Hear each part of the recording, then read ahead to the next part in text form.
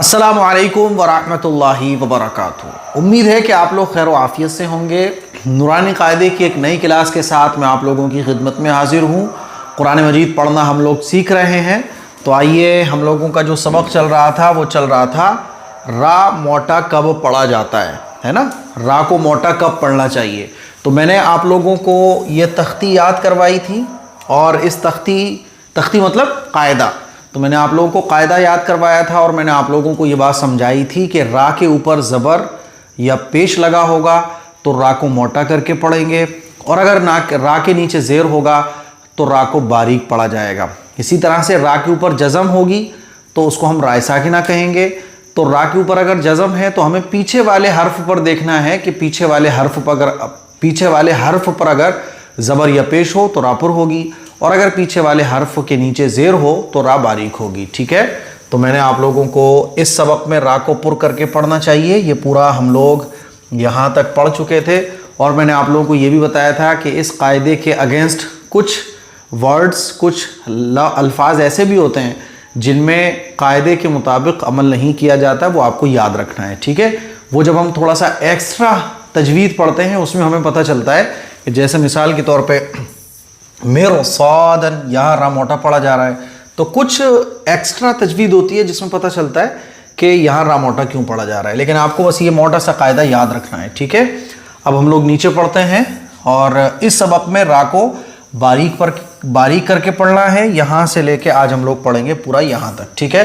बिस्मिल्लाहिर्रहमानिर्रहीम। देखिए, हमजा पेश ऊ, मीम राज़ेर मिर, उमिर तापिश तू, उमिर तू। तो यहाँ रा को हम बारीक पढ़ रहे हैं। क्यों? क्योंकि रा के ऊपर जज़म है और पीछे वाले हर्फ पर नीचे ज़ेर लग रहा है। तो रा साकिना से पीछे वाले हर्फ के नीचे अगर ज़ेर होगा तो रा को बारीक पढ़ेंगे। तो हम यहाँ पढ़ेंगे उमिर तू। उमिर तू मोटा करके नहीं पढ़ेंगे, उमिर तू। ठीक है। मीम नून पेश मुन, हा ज़बर हा, मुन हा, मीम राज़ेर मिर, मुन हा मिर। आगे देखें, वाओ सा ज़बर वस, बा राज़ेर बिर, वस बिर। तो यहाँ रा बारीक, यहाँ रा बारीक। क्यों? क्योंकि रा साकिना है और रा के पीछे वाले हर्फ के नीचे ज़ेर है। ठीक है। अब देखिए, मीम नूनज़ेर में, शीर राज़बर शर, में शर राज़ेर री, में शर री। यहाँ इख्फा होगा क्योंकि नून साकिन के बाद उफ़ इख्फा में से शीन है, और रा जो है वो यहाँ बारीक होगा, शर्री पढ़ा जाएगा, शर्री नहीं पढ़ा जाएगा। क्यों?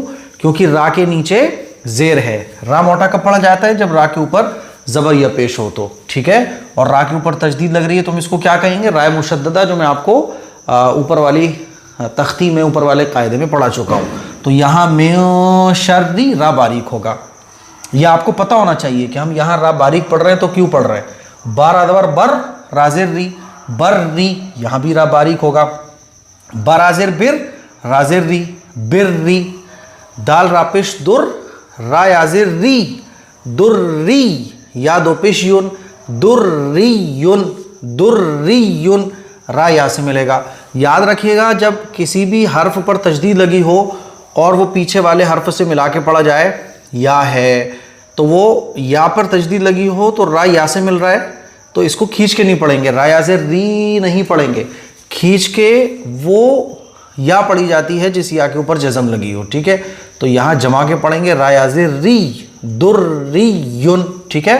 देखिए, मीम सीन पेश मुस, ता ज़बर ता, मुस्ता, मीम राज़ेर मिर, मुस्तमिर, रा दो ज़ेर रिन, मुस्तमिरिन। अब यहाँ भी अगर आप गौर करेंगे तो रा बारीक पढ़ा जाएगा। रा बारीक क्यों पढ़ा जाएगा?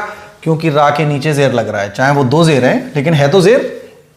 जाल रा पेश ज़ुर, रा या ज़ेर री, ज़ुर्री, या ज़बर या, ज़ुर्रिया, ता दो ज़बर तन, ज़ुर्रियतन। या के ऊपर जब तजदीद होगी तो या को हम थोड़ा सा जमा के पढ़ेंगे, खींच के नहीं पढ़ेंगे।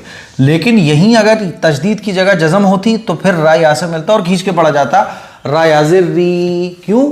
ज़ेर या से मिली हो तो ज़ेर को थोड़ा खींच कर पढ़े। ये मैं कायदा आपको पहले ही पढ़ा चुका हूँ।